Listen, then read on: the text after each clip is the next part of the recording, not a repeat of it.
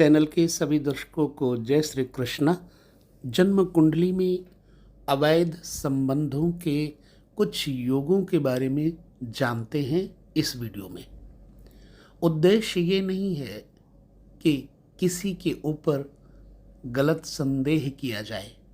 उद्देश्य ये है कि उस विवाह, शादी या प्रेम करने से पूर्व इन ग्रहों को जान करके, इन योगों को जान करके उसके साथ जुड़ा जाए। हालांकि हम सदा ही अच्छे नहीं होते। जब किसी पर हम संदेह करते हैं तो उससे पहले हमें अपनी सारी बुराइयों को समझना होगा। यदि हम अच्छे हैं तो किसी की बुराई खोजने का अधिकार है, परंतु जो किसी की बुराई खोजता है उसको 100 बार अपनी अच्छाई के बारे में झांक कर देखना चाहिए कि वो कितना सही है। तो आइए चलते हैं, हम देखते हैं कुंडली के वह ऐसे ग्रह योग जिनके कारण किसी भी स्त्री या पुरुष का चरित्र संदेहास्पद हो जाता है। ज्योतिष के अनुसार कुंडली का प्रथम भाव, प्रथम स्थान किसी भी आदमी या औरत के लिए महत्वपूर्ण होता है, बताया जा सकता है। और 7वां भाव उसके पार्टनर के विषय में बताता है, ये आप सब जानते हैं। यदि जन्म कुंडली में, चूंकि हमने यहाँ पर मेष लग्न का चार्ट केवल उदाहरण के लिए लिया है, परंतु यहाँ पर आपको उस चार्ट का विचार जरूर करना चाहिए।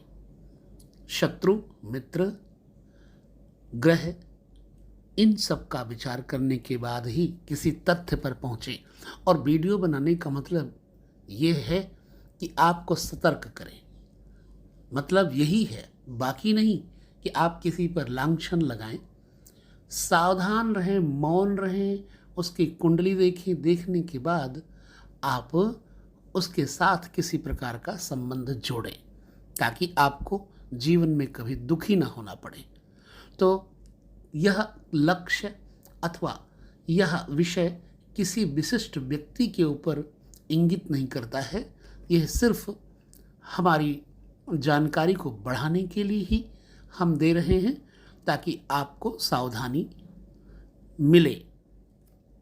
जन्म कुंडली में यदि किसी स्त्री की कुंडली में 6ठा भाव, 7वां भाव या 12वां भाव, इनमें कन्या राशि के अंतर्गत मंगल हो तो ऐसी स्त्रियों का चरित्र खराब हो सकता है।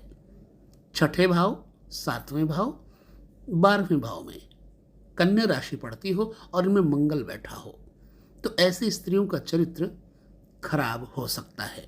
पुरुष हो तो भी ऐसा ही है।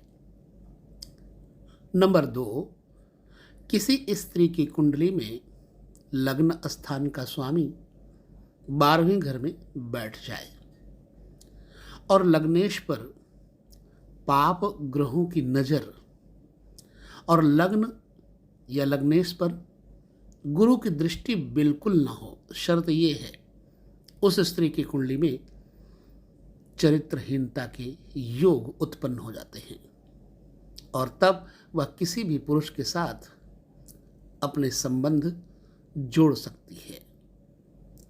नंबर 3, अगर कुंडली में किसी भी जगह शुक्र और मंगल एक राशि में बैठे हों तब भी एक से अधिक गुप्त प्रेम प्रसंग बनने के योग बन जाते हैं। परंतु ध्यान रखना, यहाँ पर शुभ ग्रह की दृष्टि से वो योग नष्ट हो जाता है।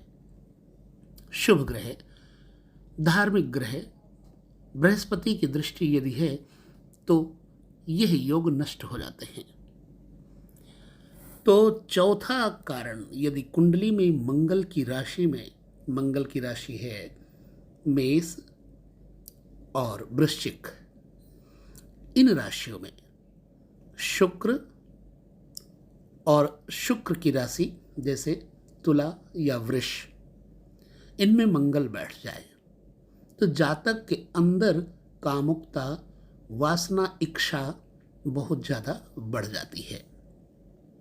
नंबर 5, यदि कुंडली में शत्रु भाव स्वामी बन करके, शत्रु भाव का स्वामी बन करके गुरु चौथे, छठे, 8वें भाव में बैठ जाए तो जातक अपनी वासना की पूर्ति के लिए चोरी चोरी कुछ भी करने को तैयार रहता है, किंतु यह बातें किसी को भी मालूम नहीं चल पाती।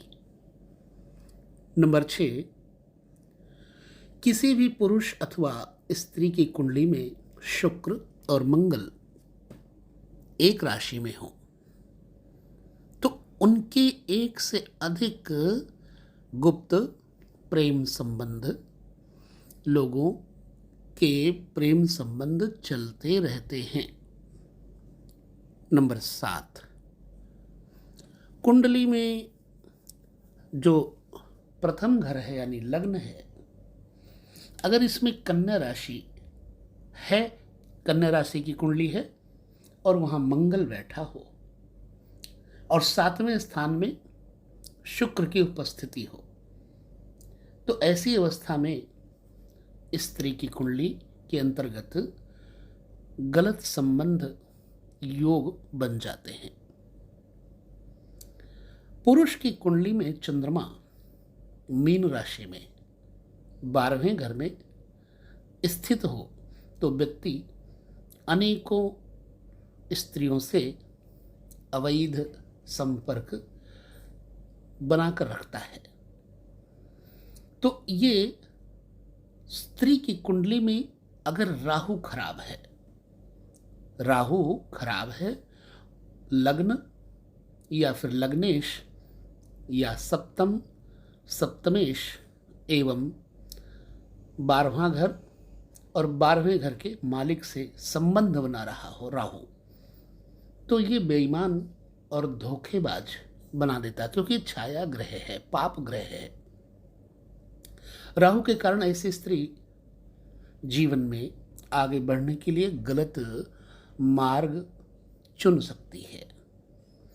जैसे आगे बढ़ने के लिए वो अपने शरीर का सौदा भी करने में नहीं हिचकती, तैयार रहती है। मैं पहले ही बता चुका हूं आप लोगों को कि केवल आपका ज्ञान वर्धन हो इसलिए हम ये वीडियो देते हैं, खाली बाकी और कोई कारण नहीं है।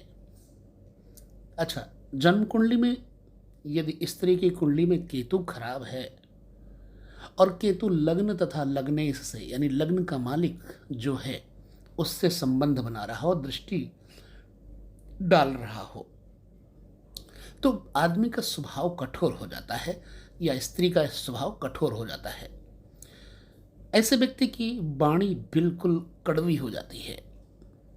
और मजे की बात तो ये है कि ये दिन में निष्क्रिय रहता है और रात्रि में इस व्यक्ति के अंदर सक्रियता आ जाती है। मैंने ऐसे कई लोगों को देखा है, कई नशेड़ियों को देखा है कि दिन में सोया करते हैं और रात में जग जाते हैं। स्त्री की कुंडली में शनि लग्न में बैठा हो तो साथ में भौम भी हो, मंगल भी हो, ऐसी अवस्था में उसके अंदर वासना की तीव्रता, संभावना अधिक बन जाती है, क्योंकि शनि और मंगल इन दोनों ग्रहों के योग से प्रबल यौन आकांक्षा उत्पन्न होती है। जहां 10वें स्थान पर शनि का होना स्त्री की जीवन में वासना, कामना, कामुकता की बढ़ोतरी करता है, वहीं चतुर्थ भाव में होने पर ऐसी स्थिति बन जाती है कि अवैध संबंध ना चाहते हुए भी बन जाते हैं। अगर सप्तम भाव पर शुक्र, मंगल एवं चंद्रमा का प्रभाव हो जाए, उस पर शनि की दृष्टि हो, ये प्रभाव भी स्त्री की कुंडली में अवैध संबंध का निर्माण कर देता है। अतः इन तथ्यों को समझ करके तभी चलें। अर्थात किसी भी नए रिश्ते को समझने के लिए यह जानकारी दे रहे हैं। चलिए, सप्तम या 12वें घर में बैठे हुए शुक्र पर मंगल या राहु की दृष्टि पड़ जाए तो ऐसे जातक कई लोगों से जुड़ जाते हैं, शारीरिक संबंध बना सकते हैं, बना लेते हैं। शनि लग्न में बैठा हो तो जातक में वासना बहुत ज़्यादा बढ़ जाती है। वहीं पंचम भाव में बड़ी आयु या अपने कुल, जाति, धर्म से परे व्यक्ति से आकर्षण देता है, यानी विजातीय आकर्षण दे देता है और बना देता है प्रेम संबंध। वहीं पर चंद्रमा के साथ होने पर वह विवाहित स्त्री या पुरुष दूसरों से संबंध बना लेते हैं। जब स्त्री की कुंडली में शनि मंगल के साथ होते हैं तो स्त्री के अंदर कामुकता बहुत ज़्यादा होती है और पुरुष की कुंडली में शुक्र के साथ होने पर पुरुष में कामुकता बहुत ज़्यादा होती है। अतः इन बातों को बड़े गौर से समझिएगा, ये नहीं कि किसी भर आप आरोप लगा दें।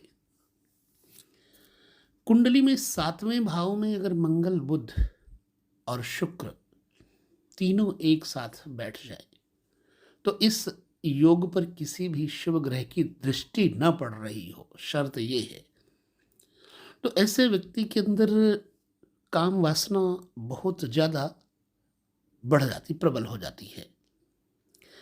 ऐसा व्यक्ति ही अप्राकृतिक सेक्स भी करने लगता है और सप्तम स्थान में मंगल और शनि की युति इस बात का द्योतक है कि यह व्यक्ति समलिंगी यौन संबंध बना लेता है।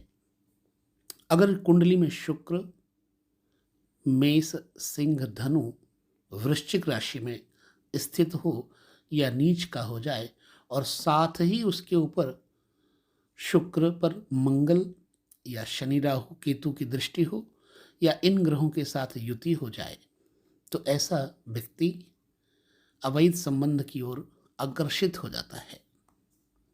कुंडली में चंद्रमा भी पीड़ित हो और पंचम भाव पर मंगल, शनि, राहु का प्रभाव बन रहा हो तो भी अवैध संबंध का कारण बनता है।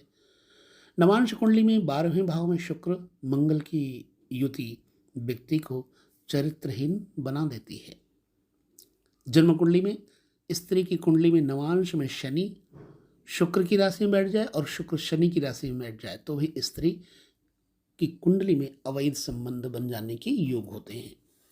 अतः इस बात का विशेष ध्यान रखें ऐसी स्थितियों में जब किसी लड़की या लड़के की शादी के लिए सोचें तो ये योग नकार दें। अगर इस तरह के योग बन रहे हैं तो किसी तरह का उनके ऊपर बातों के द्वारा आरोप न लगाते हुए बस चुप करके निकल जाएं, खिसक जाएं, यानी उनके साथ अपने लड़के या लड़की के संबंध ना जोड़ें, तभी अच्छा रहेगा। केवल सावधानी के लिए ये विषय होते हैं ज्योतिष के, समझने के लिए।